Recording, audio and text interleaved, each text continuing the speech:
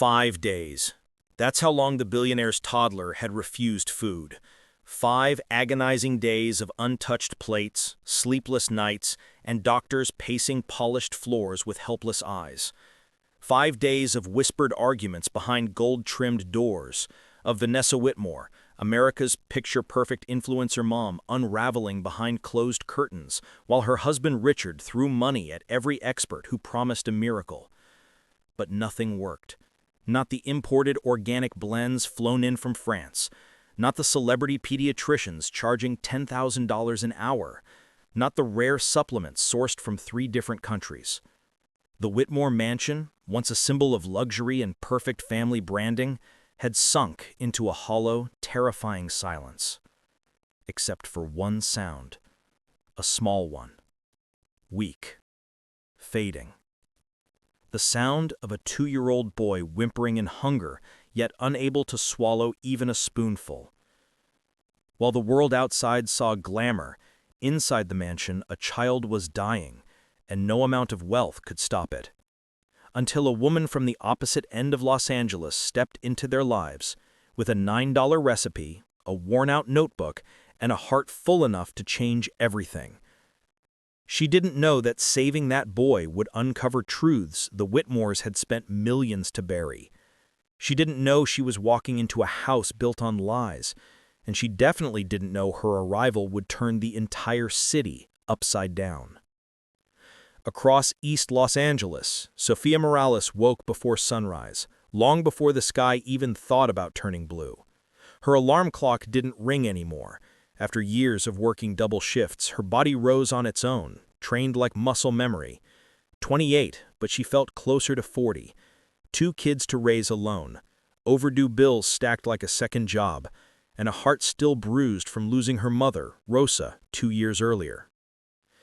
She moved quietly through their tiny kitchen, careful not to wake Diego, 8, or little Emma, 6, both curled together on the sagging couch they shared at night. The fridge hummed like it was begging for retirement. The stove clicked twice before lighting. The walls were thin enough to hear the neighbor upstairs snoring. But it was home. Their home. Sophia poured cheap coffee into a chipped mug, her eyes drifting to the weathered recipe notebook on the shelf. Her mother's. The pages were smudged, corners softened from years of use. Inside lived the recipes she grew up with: cinnamon buns, empanadas, mango jam, and the one that still hurt to look at, Grandma Rosa's healing custard. Rosa used to whisper, "Food heals, mija. First the stomach, then the heart." Sophia touched the notebook gently, her throat tightening. She missed her mother every day, her voice, her warmth, her courage. Just then her old phone rang, at 6:12 a.m. No one called this early. Sophia frowned, wiping her hands on a dish towel before answering. "Hello?" A shaky older voice replied, "Is this Sophia Morales?" "Yes. Who's calling?" "This is Mrs. Grace. I'm the head housekeeper for the Whitmore family in Beverly Hills. I found your name through the daycare." Sophia's stomach dipped. "The Whitmore family?" We need help," Mrs. Grace continued. "Someone patient. Someone who understands children."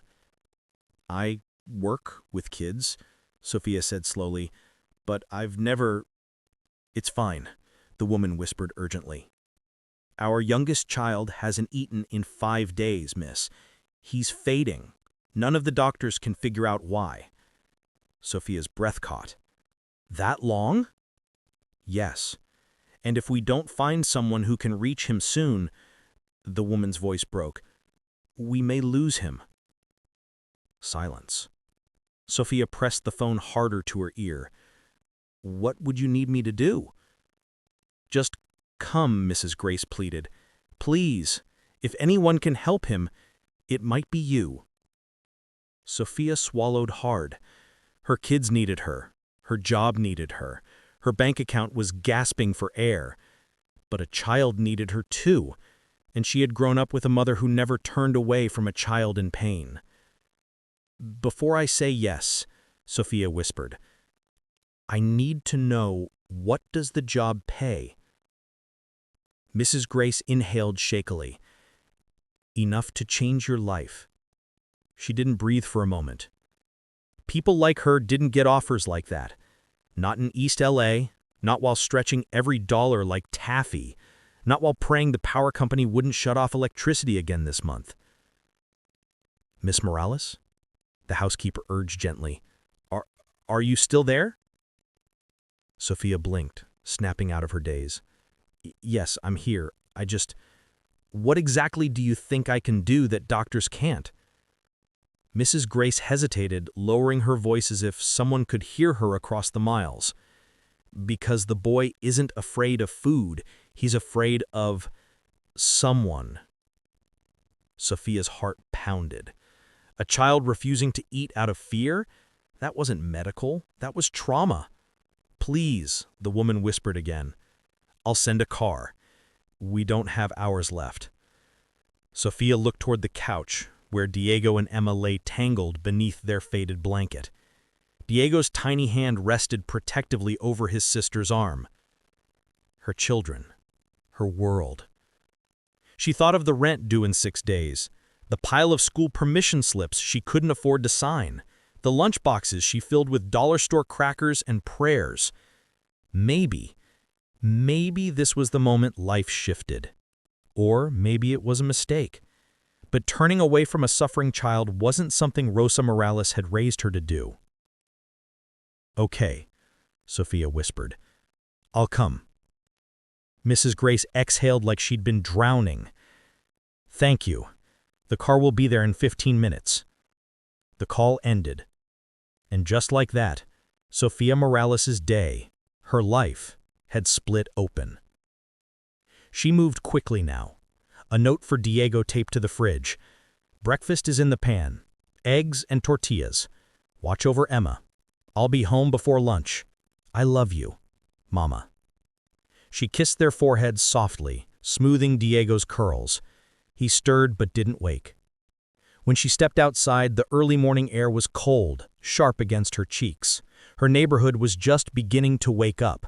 The distant rumble of a bus, a barking dog, the clatter of someone dragging a trash bin. Then a black SUV rolled to the curb. Tinted windows, polished exterior, license plate she didn't recognize the style of. Clearly, Beverly Hills.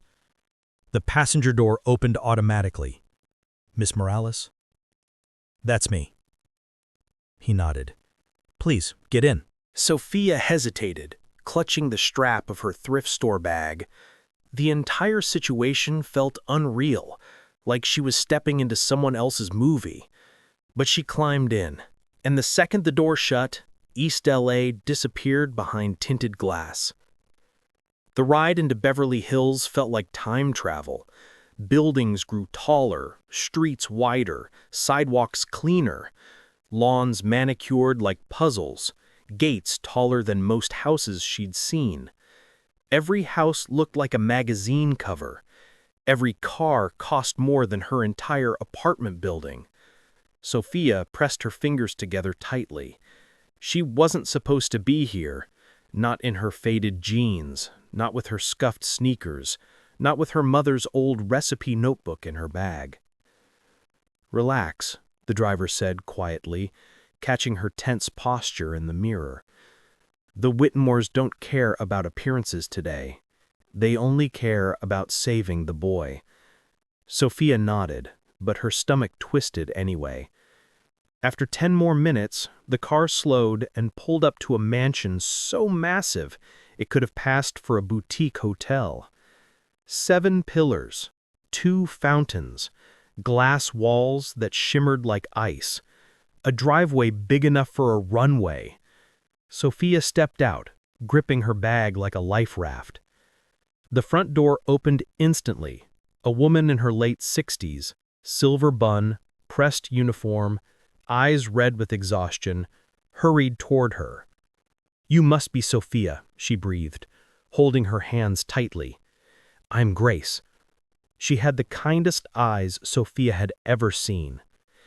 "Thank you for coming," Grace whispered. "Truly." I don't know how much help I'll be, Sophia admitted softly. Grace squeezed her hands harder. Child, you're already more help than half the people in this house. Inside, the mansion looked like a palace that had stopped remembering how to be beautiful. Lights dimmed, curtains half drawn, staff whispering nervously in corners. Grief lived here now. Grace led her down the marble hallway. You need to understand something before you meet him, she said carefully. Sophia nodded. The doctors say he can eat. His tests are normal. His throat is normal. Physically, nothing is wrong. But every time someone brings food near him, he screams. Screams? Repeated Sophia. Yes, and only when certain people are in the room. Sophia's skin prickled. Which people? Grace didn't answer. Instead, she opened a door at the end of the hallway. Inside was a nursery. Beautiful, expensive, and heartbreaking. Toys untouched. Stuffed animals lined in rows like decoration. A crib that looked more like furniture than comfort. And in the corner, curled on a cushioned chair, was a little boy. Barely 2. Eyes big, dark, frightened. Cheeks sunken, lips dry. Sophia froze. He looked like a leaf that would crumble if touched wrong. That's Liam, Grace whispered. The little boy lifted his head slowly. His eyes met Sophia's, wary, exhausted, but searching. Sophia moved quietly, kneeling on the floor 6 feet away. No sudden movements, no cheerful voice, just presence. Hi, sweetheart, she whispered gently. My name is Sophia. You don't have to come to me. I just want to sit with you. The boy blinked, confused but not afraid. Grace watched in astonishment. No one's gotten closer than 5 feet in days, she whispered. Sophia held her breath, waiting. And then the boy slid off the chair. On shaky legs, he walked toward her. 2 tiny steps, 3, 4, and placed his small hand on her knee. Grace gasped. Sophia felt tears sting her eyes. Hi, baby. I know you're tired. His lip trembled, and for the first time in 5 days, he let someone touch him. Just then, footsteps thundered down the hall. A woman's voice, sharp, frantic, breaking. Is he eating? Did he eat something? What's going on? Grace stiffened instantly. Sophia turned. Vanessa Whitmore, the influencer queen herself, stood in the doorway. Perfect hair, perfect face, perfect outfit. But something in her eyes was wrong. Too wide, too desperate, too brittle. Sophia opened her mouth to introduce herself, but Vanessa's gaze dropped to Liam's hand on Sophia's knee, and her face changed. The kind of change that didn't come from worry. The kind that came from recognition and fear. You, Vanessa whispered, voice cracking. Sophia froze. She didn't know this woman, but Vanessa Whitmore knew her. And that was the beginning of everything that would unravel next. For a heartbeat, the nursery didn't feel like a room. It felt like a trap snapping shut. Vanessa Whitmore stood frozen in the doorway, one manicured hand gripping the frame so tightly her knuckles blanched. Her flawless, influencer-perfect face trembled, a mask cracking at the edges. But it was her eyes, wide, sharp, terrified, that made Sophia's stomach drop. Vanessa Whitmore wasn't shocked to see someone helping her child. She was shocked to see Sophia. You, Vanessa whispered again, voice shaking like something caught between rage and dread. You, of all people, You're the one she sent? Sophia blinked. She sent? Who? Grace stepped forward cautiously. Mrs. Whitmore, this is the young woman I called. You what? Vanessa exploded, turning on her with such force that even the baby flinched. Grace, have you lost your mind? Liam whimpered and pressed himself into Sophia's side. Vanessa's anger shifted sharply. Her expression contorted when she saw her son touching the stranger. Don't you put your hands on him, Vanessa snapped. Sophia lifted her palms slowly in a gesture of peace. I'm not touching him. He came to me. He never goes to strangers, Vanessa screamed. He came because he's scared, Sophia replied softly. Not of me, of something else. The room went still. Grace shot Sophia a warning look, but it was too late. Vanessa's chest rose and fell rapidly, panic pulsing through her perfectly curated exterior. You don't know anything about this house. You don't know anything about him. Sophia swallowed. Then let me learn. Let me help him. But Vanessa stepped closer, heels clicking viciously across the nursery floor. No, you don't belong here, Vanessa said, stabbing a finger toward her. You don't belong anywhere near my son. The words weren't just cruel. They were personal. Deeply, specifically personal. Sophia felt a chill run along her spine. Mrs. Whitmore, have we met before? A dangerous silence followed. Vanessa's throat tightened visibly, but she looked away. No, she said too quickly, and I don't want to. But something in her tone said the opposite. Grace stepped between them gently. Ma'am, with respect, the child responded to her. He hasn't responded to anyone else in nearly a week. Vanessa exhaled shakily, clutching her forehead. Her perfectly sculpted world was crumbling and she knew it. Finally, she hissed to Grace, Call Richard, now. Tell him to come home immediately. Grace nodded, obediently, and slipped out of the room. Sophia stayed kneeling on the plush rug, Liam clinging to her like a drowning child to a rope. Every instinct in her screamed to shield him. When Vanessa spoke again, her voice was low, cold, controlled. You won't last here, Sophia. Sophia stiffened. I'm not here to last. I'm here to help your son. Your son doesn't need help from someone like you. Sophia felt heat rise in her chest. Someone like me? Vanessa didn't blink. Poor, uneducated, from the wrong neighborhood, probably desperate enough to take whatever payout someone promised you. Sophia's jaw clenched. How did she know anything about her? They had never met. Mrs. Whitmore, Sophia said quietly, I think there's something you're not telling me. Vanessa moved closer until she stood only 2 feet away. You have no idea how much trouble you're in just by stepping inside this house, and if you don't walk away now, you'll lose far more than you could ever hope to gain. Sophia didn't flinch. I'm not afraid of you. Vanessa's lips curled. You should be.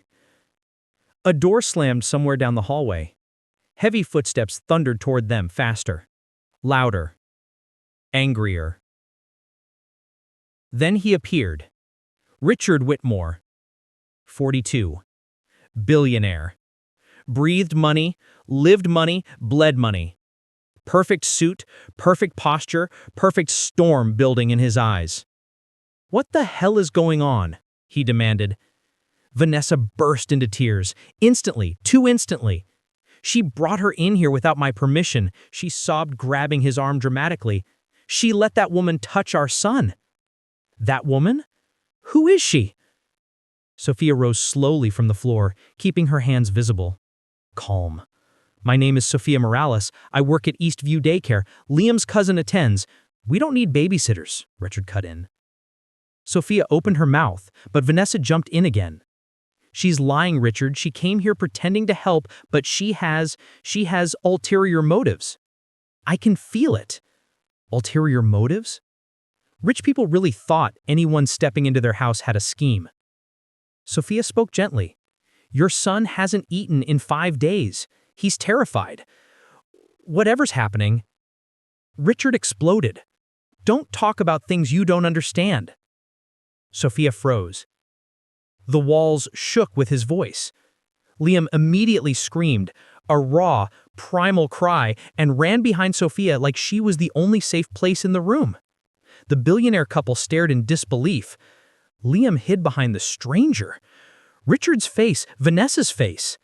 It was the first honest emotion either of them had shown. Fear. Not fear for the boy. Fear of what the boy had just revealed. "We don't have time for this," Richard barked. "Get her out!" Sophia inhaled slowly. No.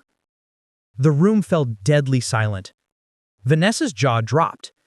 Did you just refuse an order in my house? You called me here because your son is dying and he trusts me. I'm not leaving him. You don't have authority here, Richard snarled. He gave it to me, Sophia whispered, looking down at the trembling child gripping her hand. Richard stared at Liam, something haunted flickering in his expression. Vanessa stepped back slightly, the first crack in her ice. Sophia saw it, and she knew then. They weren't afraid the boy wouldn't survive. They were afraid he would talk. Sophia bent down to Liam slowly. Sweetheart, can you show me something? Liam blinked, still clinging to her fingers. Can you point to the person you're scared of? Sophia whispered gently. Richard scoffed. This is ridiculous. But Liam was already moving. Tiny hand trembling. Tiny breath hitching. He lifted his arm and pointed directly at Sophia. Sophia's entire body went still. What? She breathed, eyes widening. Vanessa smirked triumphantly. See, I told you, he doesn't trust her. But something was wrong.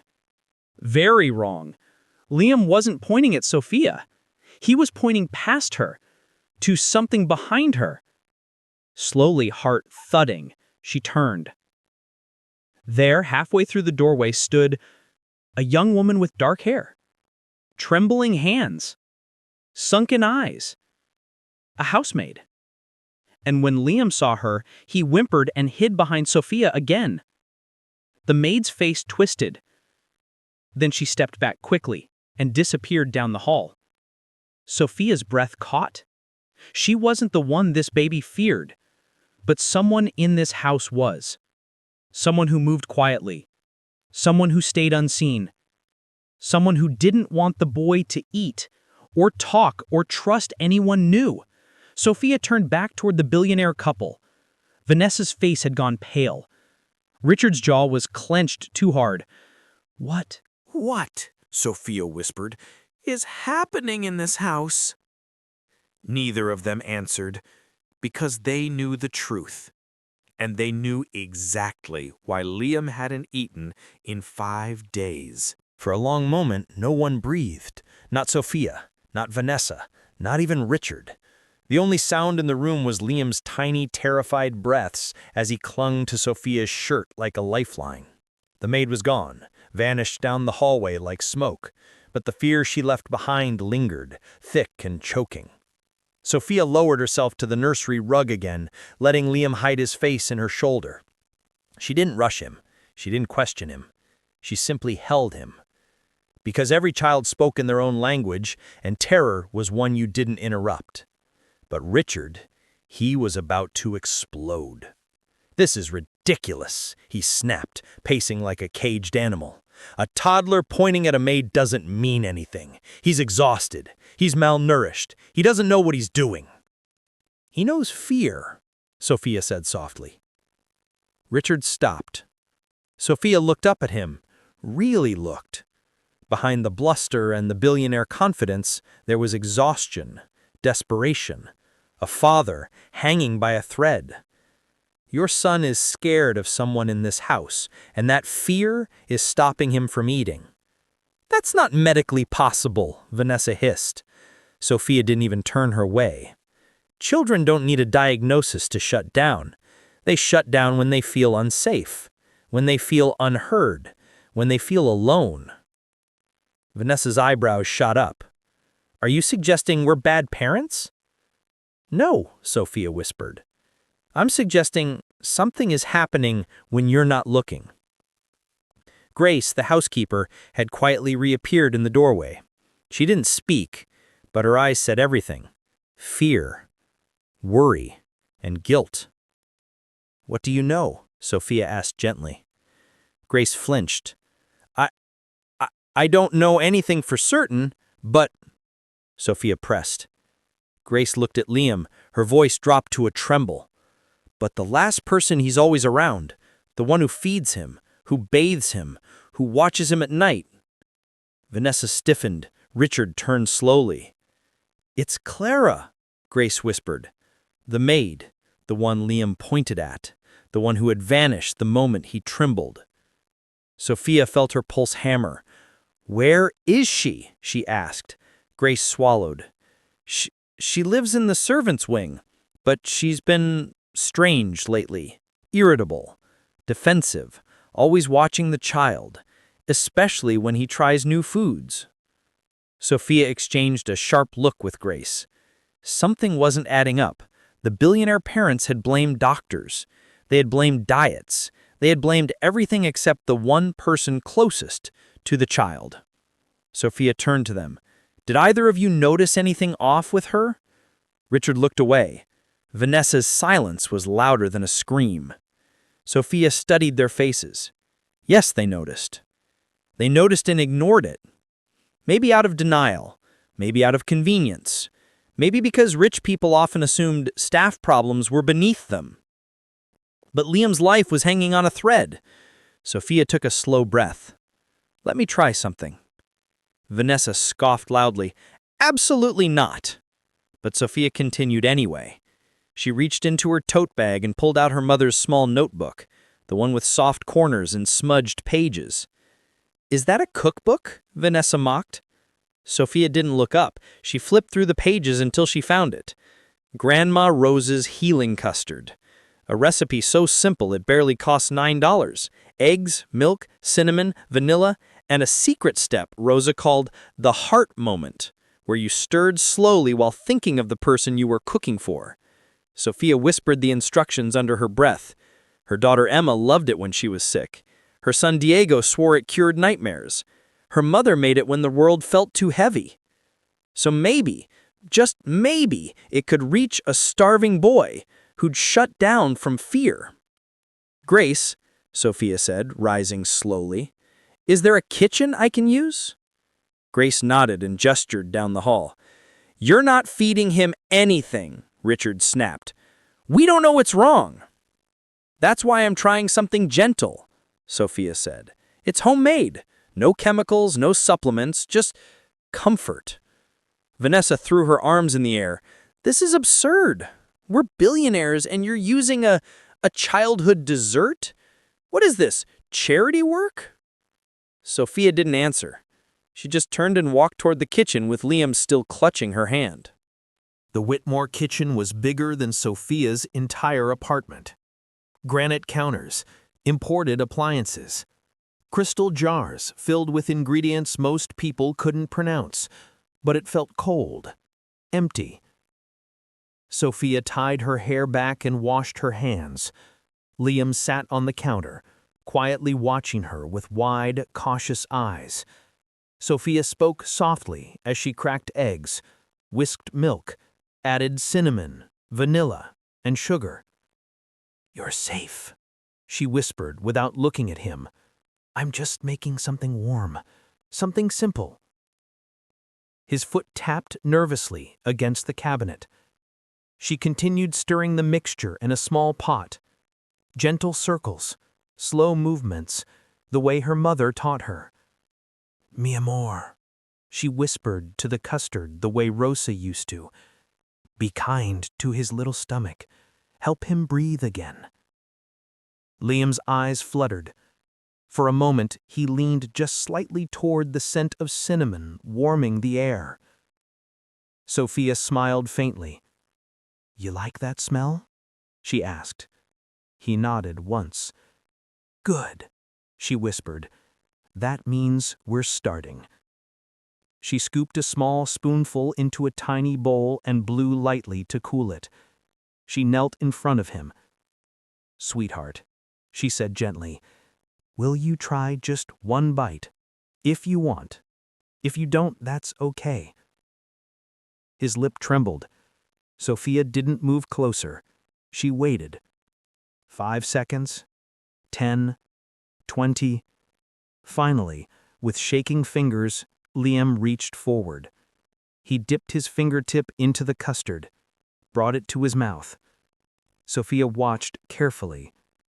Liam blinked, then froze, then blinked again, and whispered the first word he had spoken in days. "Warm." Sophia's vision blurred instantly. She cupped his cheek. "That's right, baby. Warm is good." He opened his mouth for a second taste. He ate it. Then another. Richard and Vanessa, who had followed silently to the doorway, gasped in unison. "He's eating! Oh my God! He's actually eating!" Richard covered his mouth with a trembling hand. Sophia didn't turn to them. This moment belonged to Liam. He took a third bite, then a fourth. Small, cautious, but determined. Sophia could feel his body relax in tiny increments, like food wasn't the only thing he was accepting. He was accepting safety. "Good job," she whispered. "Good, brave boy." But the moment was shattered by a voice behind them, a voice that sliced through the kitchen like ice. "What do you think you are doing?" They all turned. Clara, the maid, stood in the doorway, her face pale and furious. Her eyes locked onto the bowl of custard, then onto Liam, then onto Sophia. And for the first time, Sophia saw something in the maid's eyes. Not guilt, not fear. Something darker. Something like possession. Clara took a step forward. "You shouldn't be feeding him.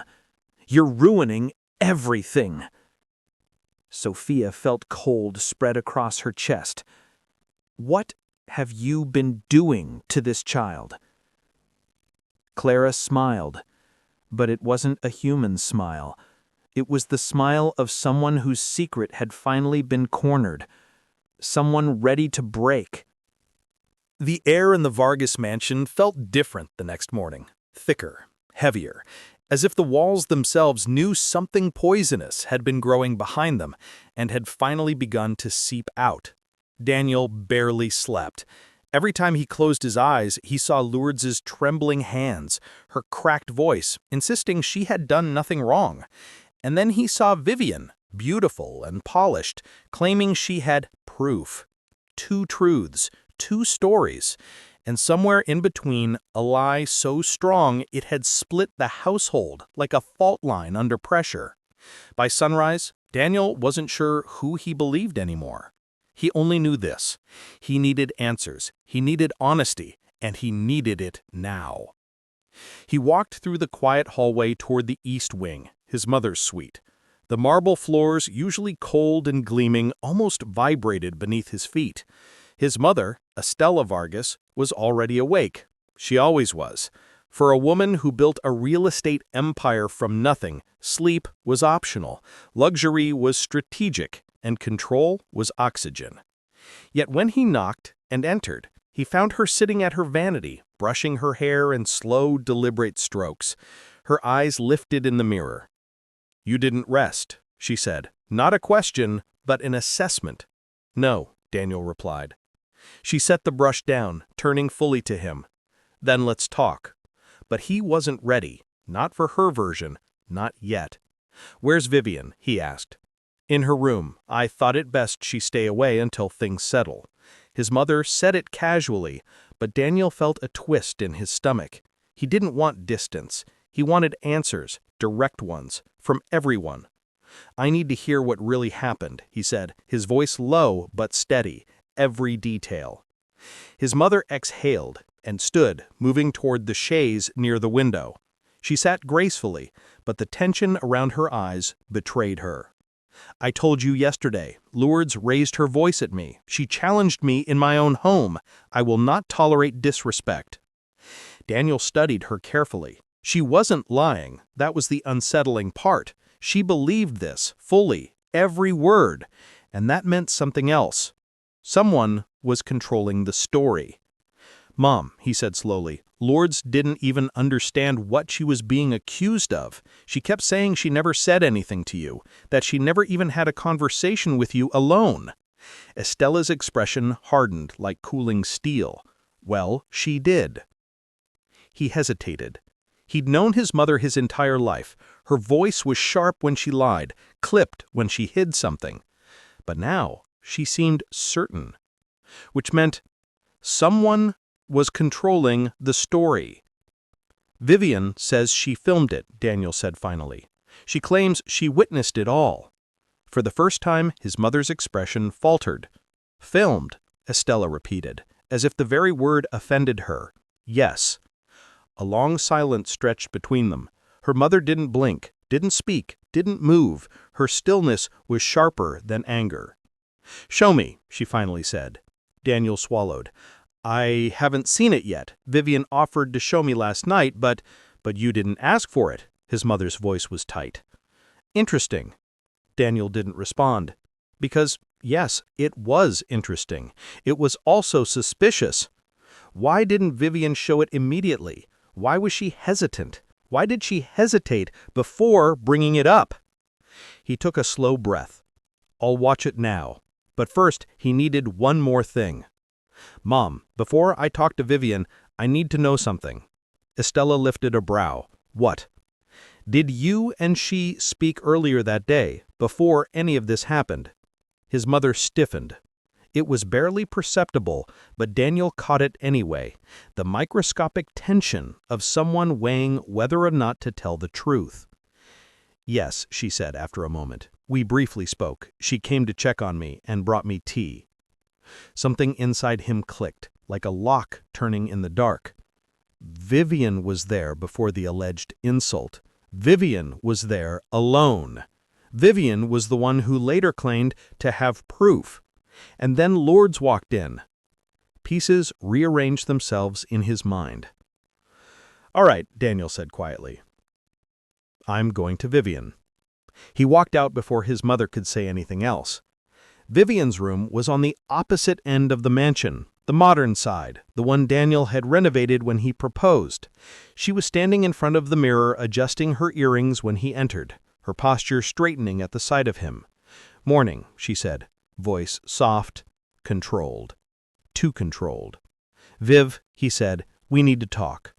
Her expression shifted instantly, concern layered over caution. Of course, you seem upset. Did your mother say something? No, he said. He stepped closer. You did. Yesterday, you said you had a video. She gave him a practiced, sympathetic look. I do. I thought showing it would only escalate things. Let me see it. Her fingers froze halfway through a gesture. Now? Yes, now. A moment of silence. Too long. Finally, she reached for her phone slowly, scrolling, pretending. He watched her eyes. They flickered. Not searching, but stalling, buying time. Then she inhaled sharply. Oh my God! What?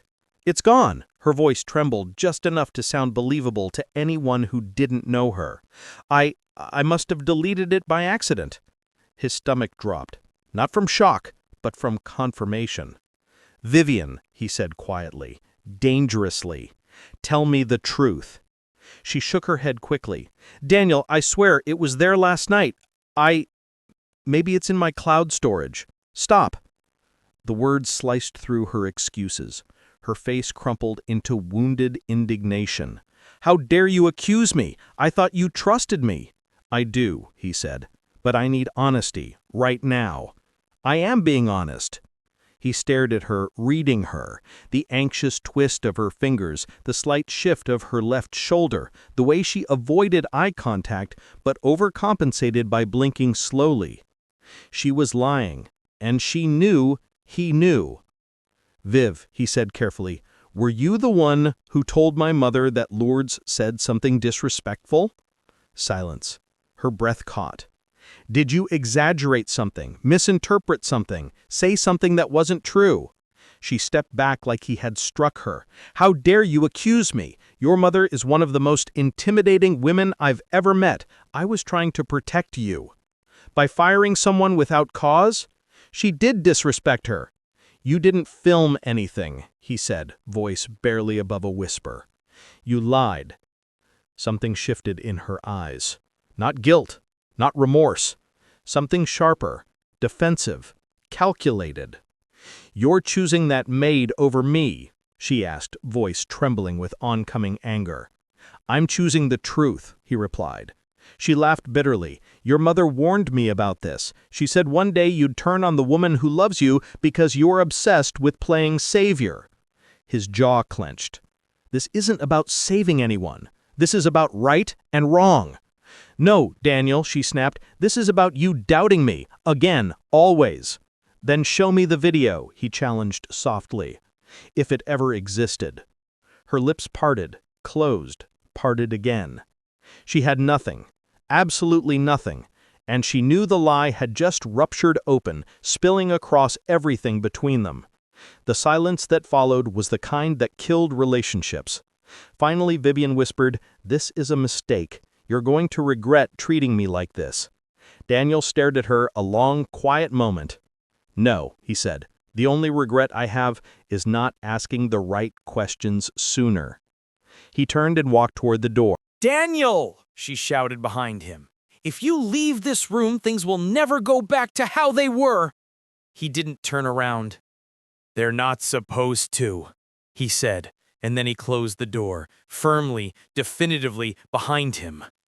Outside, he leaned against the wall, drawing in a breath that tasted like betrayal.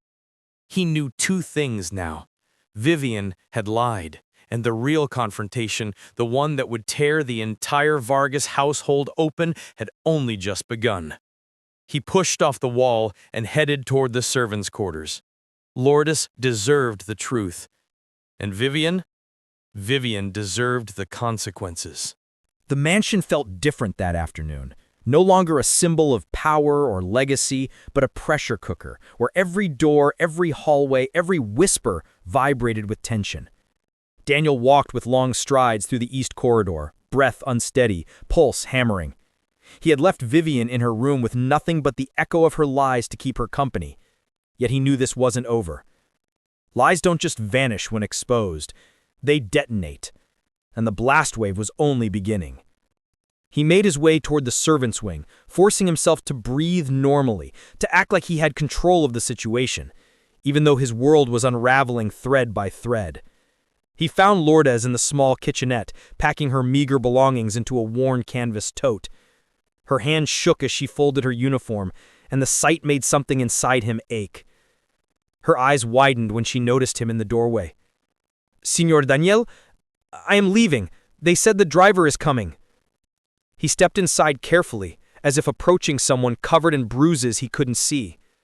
"You're not leaving," he said softly. Lourdes froze mid-fold.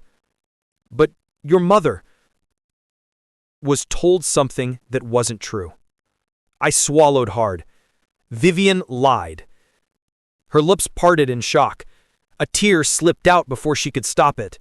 It wasn't victory, it wasn't even relief, it was grief for her dignity, for the humiliation she had endured, for the fact that someone with power tried to erase her without hesitation. "Señor, I don't want problems. I don't want trouble between you and your family." "You didn't cause trouble," Daniel said firmly. "Someone else did." But that was only half true, and they both knew it. Because in the Vargas mansion, truth wasn't currency, loyalty was. And by choosing Lourdes over Vivian, Daniel had severed something. Not just his engagement, not just his household's fragile peace. He had severed his mother's control. And that was unforgivable.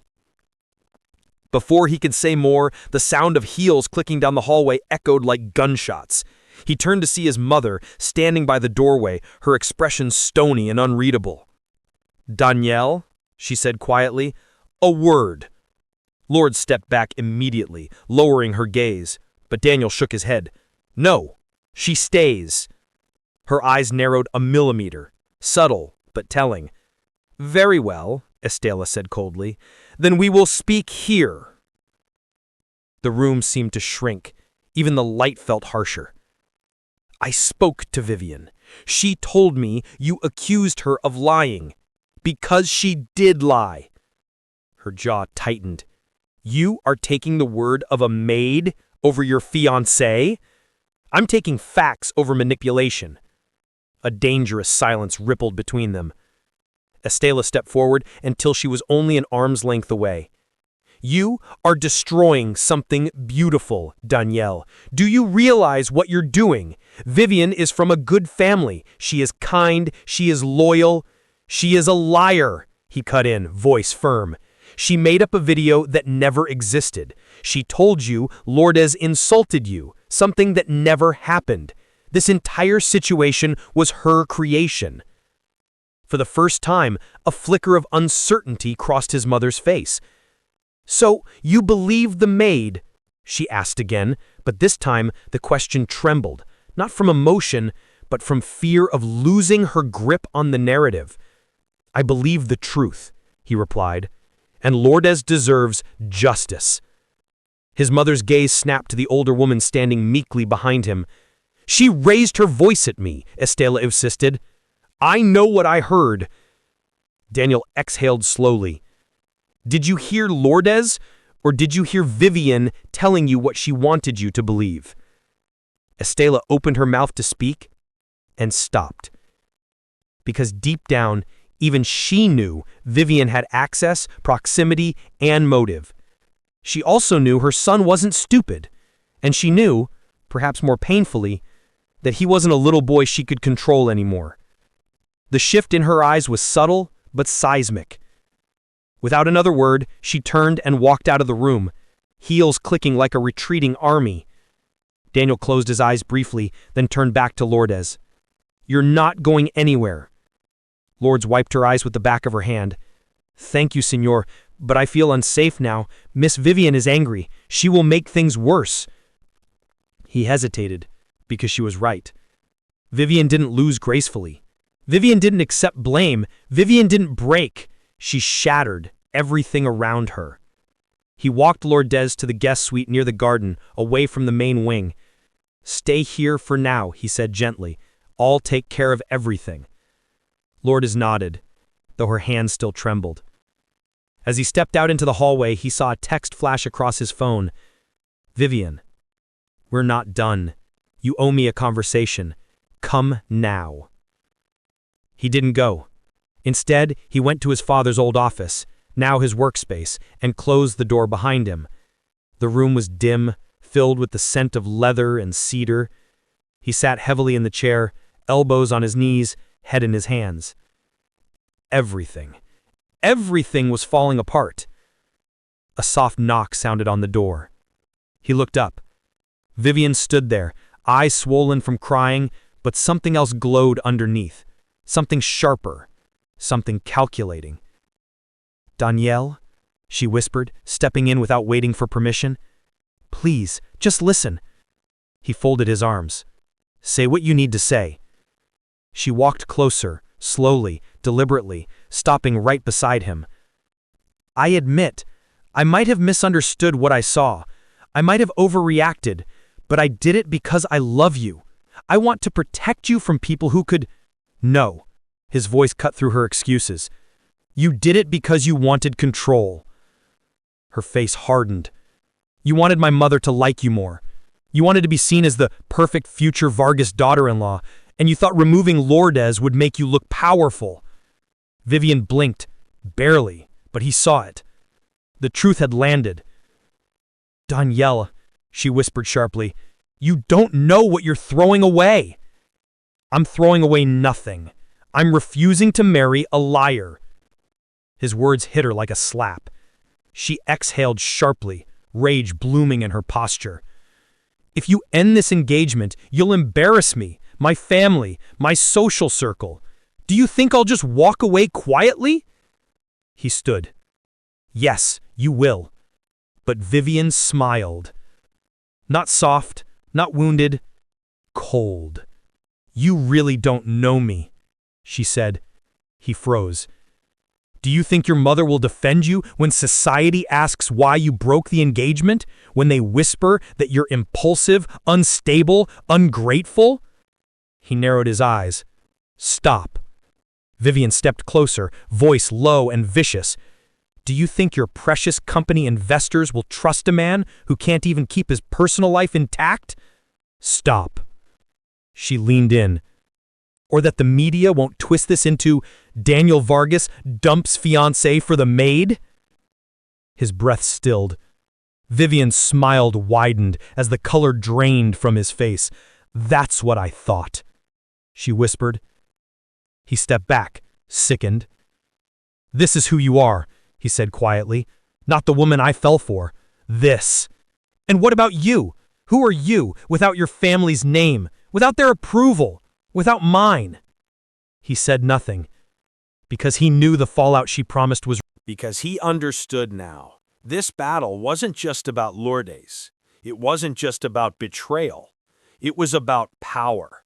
And he had just challenged a woman who wielded it like a weapon. Vivian walked to the door.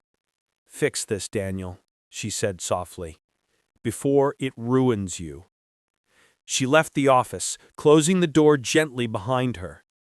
But the words she left behind detonated in the silence like a bomb.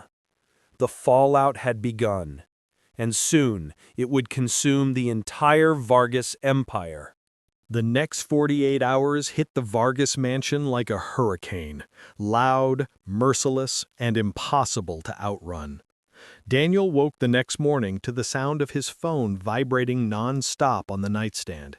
At first, he ignored it, assuming it was more messages from Vivienne. But when he finally reached for it, the screen showed over 200 notifications, missed calls, texts, emails, media alerts. His stomach turned as he opened the first one. Is it true you fired your fiancé for a maid? Another. Sources say Daniel Vargas is having an inappropriate relationship with the housemaid. Then another. Hashtag Maidgate begins trending nationally. He froze. The story had leaked. No, Vivian had released it. Not in her name, of course. She was smarter than that. Instead, a gossip page with 2.3 million followers posted an anonymous tip detailing a fabricated version of events. That Daniel had called off the engagement after falling for the maid, that he had been sneaking around with staff, and that Vivian was heartbroken but maintaining grace. Within minutes, the story spread like wildfire.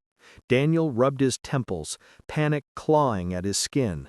He hadn't even ended the engagement publicly yet, but Vivian was clearly not waiting for him. She had drawn first blood. He immediately dialed her number, straight to voicemail. He tried again, voicemail. A third time. Then finally, a text appeared. Vivian. Told you the world would believe me first. Now you can either fix it or drown in it. Daniel stood there, phone shaking in his hand. Downstairs he heard voices, angry ones. When he reached the dining room, he found his mother at the head of the table, pacing back and forth, phone pressed to her ear as she spit rapid Spanish into it. She looked up, eyes sharp enough to cut glass. "Daniel, look what you've done!" She shoved her phone toward him. On her screen, the same trending hashtag screamed back. He stayed calm. "Mother, I didn't leak anything." "Of course not. Vivian's people did, because she is protecting herself, protecting us." "No," he replied. "She is protecting a lie." His mother slammed her hand on the table. "You don't understand the damage you've already caused. Your father's legacy, this family's reputation, it's being shredded online." He clenched his fists. "Our reputation is being shredded because you keep defending someone who framed an innocent woman. She is your fiancée." She was my fiancée, he corrected. The fury in Estella Vargas's eyes dimmed for a moment, replaced by something deeper, older, fear. You will destroy everything. Daniel, our investors, our partners, our family friends, they're calling non-stop. They want answers. Then tell them the truth. The truth? She scoffed. That my son chose a maid over a woman of status? You think anyone will believe a servant over someone like Vivian? Her jaw tightened. Yes, I do. And for the first time, her mother looked at him as if she didn't recognize him, as if the man standing in front of her wasn't her son, but a stranger. He walked away before she could say anything else. In the hallway, 2 housemaids passed him. They froze, whispering nervously. One of them, younger and new to the staff, whispered a little too loudly. "That's him, the one in the scandal." Heat crawled up Daniel's neck. He took a deep breath. This wasn't about him being embarrassed. This was about an innocent woman having her entire life destroyed because someone wanted to protect their perfect facade. Daniel went straight to Lourdes's temporary room. He knocked gently. "Lourdes, it's me." She opened the door only a crack, and he knew immediately something was wrong. Her eyes were puffy from crying, her shoulders hunched forward as if shrinking into herself. She clutched her rosary so tightly her knuckles were white. "Señor Daniel, I need to leave." "No," he said, "you're safe here." "No," she repeated more firmly. "I saw the news. I am being blamed for everything. They say I seduced you." She said the last part like poison on her tongue. His heart dropped. "You didn't do anything wrong. People don't care," she whispered. "My neighbor called me this morning, my sister, my church friends. Everyone is asking if it's true. Even my daughter saw the posts." Daniel closed his eyes. Vivian hadn't just attacked him. She targeted the one person who couldn't defend herself. He exhaled shakily. "I'm calling a lawyer." Lourdes shook her head quickly, terrified. "No lawyers, please. Señor, I can't afford any trouble. I don't want money. I don't want anything. I just want peace. I want my life back." "You deserve justice," he said. "I deserve to disappear, to go home, to be forgotten. That is the safest thing." Her words hit him like a punch. He knelt down slightly so he could look into her eyes. "Listen to me, Lourdes. I'm not going to let them destroy you." "You have already," she said softly, not in accusation, in sorrow. He felt the breath leave his lungs. Before he could respond, Estella appeared at the end of the hallway. "Lourdes, your car is waiting outside." Daniel spun around. "I said she's staying." His mother leveled him with a stare. "And I said she needs to leave. This scandal involves her. Keeping her here makes it worse." "She's the victim. She's the problem," Estella countered coldly, "and she needs to go before things escalate further." Lourdes began crying again, covering her mouth as she tried to muffle her sobs. Daniel looked between them, his mother with her rigid posture and ice-cold certainty, and Lourdes trembling, trying to shrink into the shadows. A choice stood before him, one he had spent his whole life avoiding. Family, or what was right? He stepped beside Lourdes, gently but firmly guiding her behind him. "She's not leaving, not unless she wants to." Estella's jaw clenched. "You are making a mistake." "No," he said softly. "I've been making mistakes for years. This time, I'm not." Her mother opened her mouth, but before she could respond, a voice shouted downstairs. "Daniel, you need to see this!" It was Mateo, his younger cousin, the tech-savvy one who handled the family's online analytics. Daniel rushed downstairs, Lourdes following timidly behind. Mateo stood in the living room with his laptop open, expression grim. "What happened?" Daniel asked. He turned the screen toward him. On it was a live stream. Vivian. sitting on a velvet sofa, tears streaming down her face as she spoke to over 400,000 viewers watching live. She was crying publicly, telling her version, painting herself as the betrayed one. Her voice trembled as she said, "I never wanted to expose him or her, but I had to protect my family. I had to protect myself from a woman who manipulated the man I love." Lourdes gasped softly. Vivian continued, "I always treated her kindly, and she repaid that kindness by trying to steal my fiancé." Daniel felt sick. She was weaponizing tears, weaponizing sympathy, weaponizing the entire internet. And it was working. The comments flooded in. "Fire the maid! Gold digger! Homewrecker! Vivian, you deserve better!" Lourdes covered her mouth, her body shaking violently. Daniel felt rage boiling in his blood. "Turn it off," he whispered. Mateo closed the laptop. Daniel stood there, chest heaving as the walls around him seemed to close in. Vivian had taken the fight public.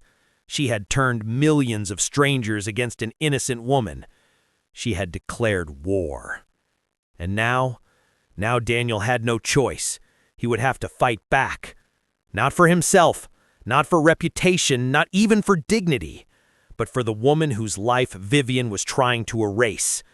And as he looked at Lourdes, broken, trembling, terrified, Daniel knew something with absolute certainty.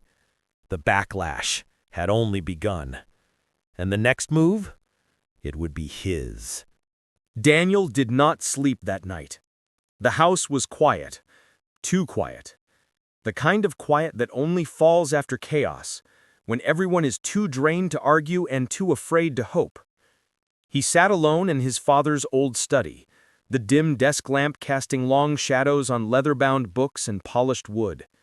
His phone buzzed every few minutes. News alerts, reporters demanding statements, board members panicking, investors threatening to freeze contracts if he didn't control the narrative. Control the narrative. That's what Vivian was doing right now. Perfectly. Ruthlessly. And Lourdes was paying the price. He replayed the day over and over in his mind, the trembling in her voice, the terror in her eyes, the way she clutched her rosary as if it were the only thing keeping her from falling apart. He had promised to protect her, but protection wasn't enough now. He had to fight. Around 3 a.m., his cousin Mateo knocked softly on the study door. "You're awake too," Daniel murmured. Mateo stepped inside, carrying a laptop under his arm. His expression was grim, but determined. "I think I found something," he said quietly. "Something big." Daniel straightened. "Related to Vivian?" Mateo nodded. He placed the laptop on the desk and pulled up several windows. Security logs, timestamps, deleted camera files, metadata tables. Daniel's pulse quickened. "What am I looking at?"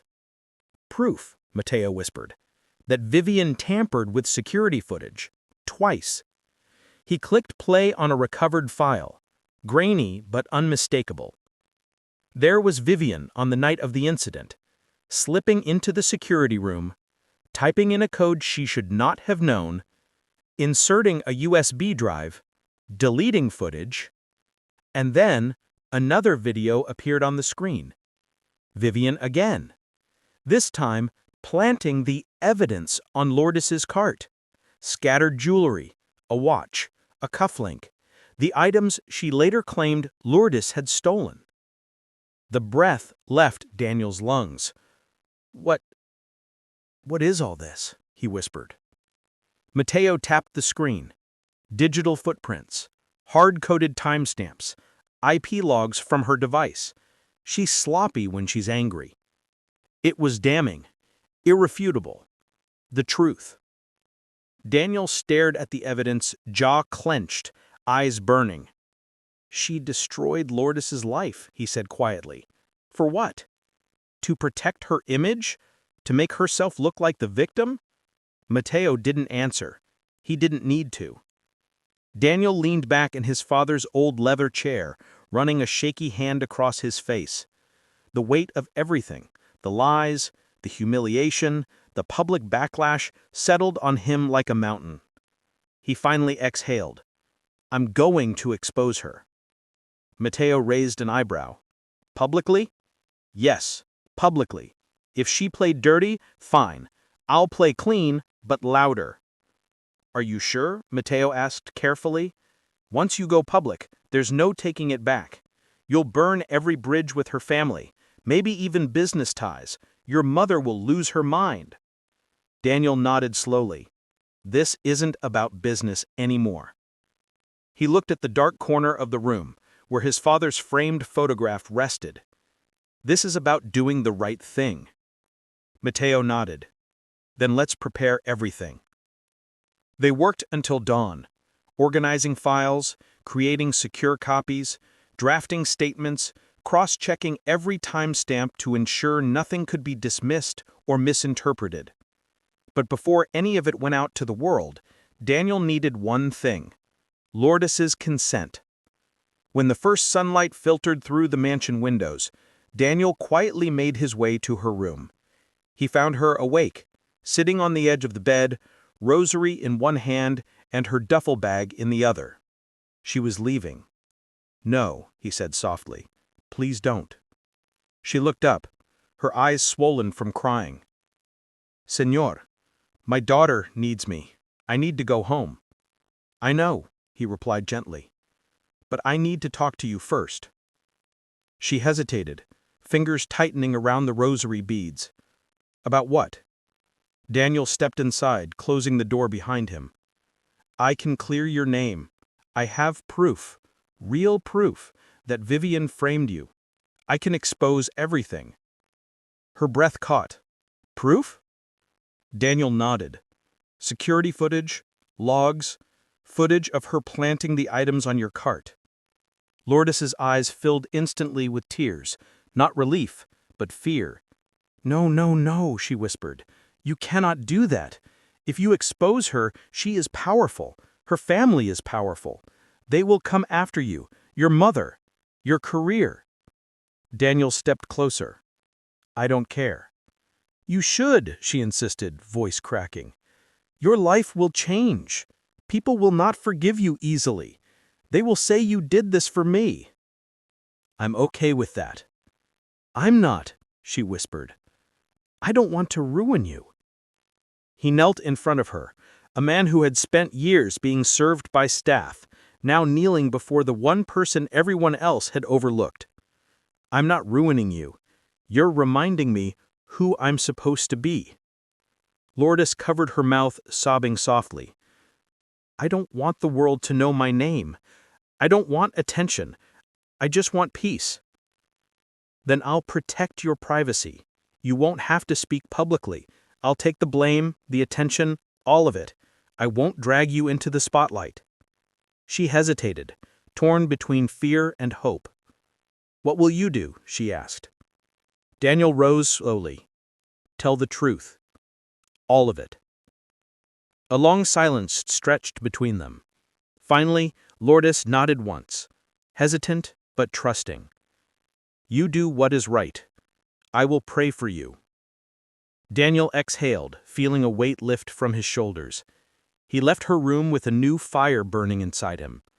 By noon, his decision was made. He called an emergency press conference, big enough to reach every platform, every investor, every follower of Vivian's curated world. The news broke instantly. Daniel Vargas to make a public statement today at 3 p.m. The internet exploded with speculation. Was he apologizing to Vivian? Was he ending his career? Was he admitting the scandal? Was he confessing to an affair? Meanwhile, Vivian posted a cryptic Instagram story. Truth always comes to light, with a broken heart emoji and a song clip about betrayal playing in the background. Daniel ignored it. At 2:30 p.m., the media gathered outside the Vargas corporate headquarters, cameras flashing, mic stands crowding the entrance, reporters whispering theories. Inside, Daniel stood in front of the mirror adjusting his tie. His reflection looked exhausted, older than yesterday, but steadier. Mateo stood behind him. "You ready?" "Yes." "You sure?" "No," he smirked softly, "but I'm doing it anyway." They walked to the doors. Security parted the crowd. Cameras clicked. Live stream started. Daniel stepped up to the podium, heart pounding, mind sharp. But right before he spoke, something shifted in the crowd, a ripple of movement. People turned. Whispers spread. A black SUV pulled up to the curb. The door opened, and out stepped Vivian. Perfect makeup, perfect dress, perfect crocodile tears already welling. She pushed through the crowd, dramatically wiping her cheek, walking toward Daniel like she owned the stage. Reporters gasped. Cameras zoomed in, microphones tilted forward. Daniel's jaw tightened. She was going to hijack his moment. Or so she thought. Vivian reached him, placing a trembling hand on his arm. "Daniel," she murmured loud enough for every mic to catch it, "I forgive you. You don't have to humiliate yourself publicly. We can fix this in private." Whispers rushed through the crowd. Daniel looked down at her hand, then removed it gently but firmly. Vivian stepped back. Confusion flickered across her face. "What? Daniel, please." He raised his head, addressing the crowd. "I'm here today to tell the truth." Vivian's smile faltered. The turning point had come. And Daniel wasn't backing down. He was about to flip the entire story. And the world had no idea what was coming next. The day the city held its breath began like any other. Sunlight spilling weakly through clouds, traffic buzzing, news choppers circling lazily over Los Angeles. But beneath the normalcy, the city braced itself. Everyone felt it in the air. Something was coming. Something explosive. Something inevitable. Sophia felt it too. She stood outside the courthouse, a place she never imagined she'd step foot in except to pay a parking ticket. Yet here she was, thrust into a storm that started with a sick boy and a $9 recipe. Cameras lined the sidewalks like steel vultures. Protesters on both sides clashed verbally from across the barricades. Posters with her face, some calling her a hero, others calling her a liar, waved violently in the morning wind. "Miss Morales, are you being paid by Richard Whitmore to testify against his wife? Sophia, do you regret getting involved with the Whitmore family? Is it true Vanessa tried to attack you in the nursery?" Microphones lunged at her like weapons. Security formed a path, but even then the reporters shoved closer. Amid the chaos, Sophia remained still, her hands trembling only when she tucked hair behind her ear. Grace, the housekeeper who had started it all with that early morning phone call, stood behind her. "You okay?" Grace whispered. "No," Sophia admitted, "but I'm going inside anyway." And she did. The courtroom was freezing, like someone forgot to turn off the AC. Or maybe they wanted it cold on purpose, a place where emotions froze and truth glistened like exposed bone. Vanessa was already seated with her legal team, draped in a white designer suit that probably cost more than Sophia's rent for the year. She didn't look toward Sophia when she entered. Instead, she stared forward, chin lifted, eyes glassy but defiant. Richard sat on the opposite side, jaw clenched, fingers tapping the table rhythmically. He looked like a man who had been gutted from the inside, exhausted, defeated, clinging to whatever threads of control remained. The judge entered. All rose, and the trial began. The first hour was a blur of paperwork, objections, legal jargon that meant nothing to Sophia. But when her name was called, the world seemed to quiet all at once. Every camera turned toward her. Every person leaned in. Even Vanessa lowered her gaze, unable to mask the flicker of something. Fear? Anticipation? Rage? Sophia took the stand. The oath was simple, but it felt heavier than anything she'd ever spoken out loud. "Do you swear to tell the truth, the whole truth, and nothing but the truth?" She swallowed. "I do." Her story poured out like water breaking through an old dam. The call from Grace, the first moment she saw the toddler, the hidden cameras, the secret meetings Vanessa held at the mansion, the night she found the supplement bottle in the trash with residue that didn't match any FDA-approved product, and the confrontation, the moment Vanessa snapped. The room listened in silence, but it wasn't an ordinary silence. It was tight, suffocating, edged with the weight of a city watching. Even the judge leaned forward slightly, fingers steepled. When she finished, Sophia exhaled shakily, unaware she had been holding her breath for the last minute. The courtroom erupted, gasps, whispers, a few cries. Then came the cross-examination. Vanessa's attorney rose, tall and polished, his voice dripping with honeyed venom.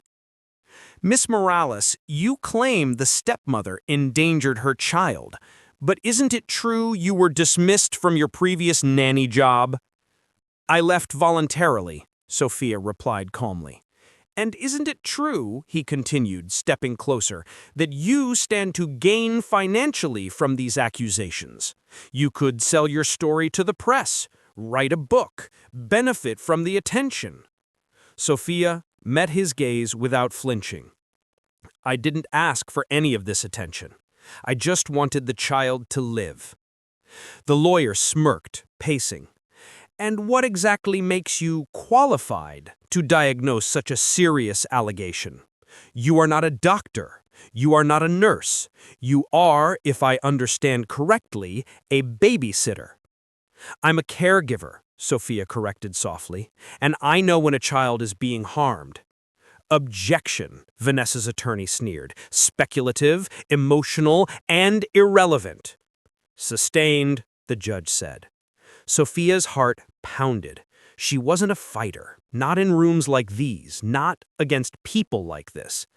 But she couldn't back down. Not now. The lawyer leaned against the table, arms crossed. "One last question, Miss Morales. Why did you stay in that house as long as you did if you truly believed the stepmother was dangerous?" Sophia inhaled sharply. Everyone waited. "I stayed because someone had to protect him," she whispered. A ripple of murmuring swept through the courtroom. When she stepped down, her legs shook, but Grace caught her arm and steadied her. "You did good, mija. You did real good." Then came Vanessa's turn. The influencer glided to the stand as though she were walking a runway.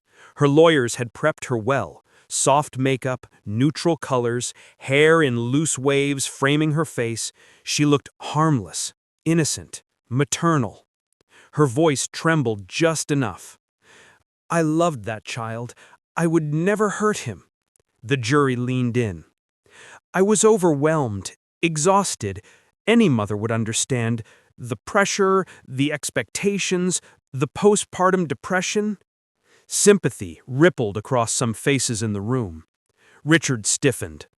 Vanessa continued, expertly weaving between truth and distortion, painting herself as a misunderstood woman, pushed too far by public scrutiny, by perfectionism, by the pressure to be perfect. But then she slipped. One sentence, just one, cracked through the veneer. I mean, Sophia was the one who insisted we try the new supplement. She said it would heal him the natural way. She brought it into our home. The room froze. Sophia felt her stomach twist. Grace's head snapped up. Richard turned slowly, eyes narrowing. Sophia surged to her feet before she realized she was standing. "That's a lie." The judge immediately slammed his gavel. "Miss Morales, you are out of order. Sit down." But the damage was done. Vanessa's slip was fatal because earlier in the trial, the lab technician had testified that the substance inside the bottle was only manufactured in one private facility, a facility owned by Vanessa's own supplement brand. The jury remembered. The prosecutor remembered. Richard remembered. He stood abruptly, his voice cold enough to frost glass. You tried to frame her. You almost killed my son, then tried to blame the one person who saved him. Vanessa's face drained of color. Richard, please. No. His voice thundered through the courtroom. You don't get to please your way out of this. The judge called for order, but control had already shattered. A week later, the verdict was delivered. Vanessa, guilty on multiple counts, including child endangerment, fraud, and obstruction. The sentencing was swift. As the gavel fell, Vanessa's expression hardened into something unrecognizable. Not fear, not regret, but hatred. Directed solely at Sophia. You ruined me, she hissed as officers led her away. Sophia didn't respond. Because she finally understood, darkness didn't need a reason, cruelty didn't need logic, and monsters didn't always look like monsters until the mask cracked. Outside the courthouse, the city roared. News vans, fans cheering Sophia's name, signs reading "Protect the Protectors," strangers hugging her, people chanting in English and Spanish. But Sophia didn't celebrate. She looked down at her hands. Hands that fed a child, hands that shook in fear, hands that held on to hope when she should have run. And in one quiet moment, she closed her eyes. Because all she wanted, all she ever wanted, was for that little boy to live. The rest, the fame, the chaos, the court battles, none of it mattered. Grace approached her, squeezing her hand gently. You changed everything, mija. Sophia exhaled shakily. Did I? Grace nodded. For him, yes. For the city, more than you know. Across the plaza, Richard stood holding his son, a healthy, bright-eyed toddler with chubby cheeks and curious hands reaching toward the sky. He caught Sophia's gaze and mouthed, "Thank you." It was enough. More than enough. Sophia walked down the courthouse steps, not as a savior or a symbol, but as herself, a tired woman with 2 kids waiting for her, a worn-out notebook of recipes, and a heart that finally felt less heavy. The reckoning had come, and she had survived it, but more importantly, so had he.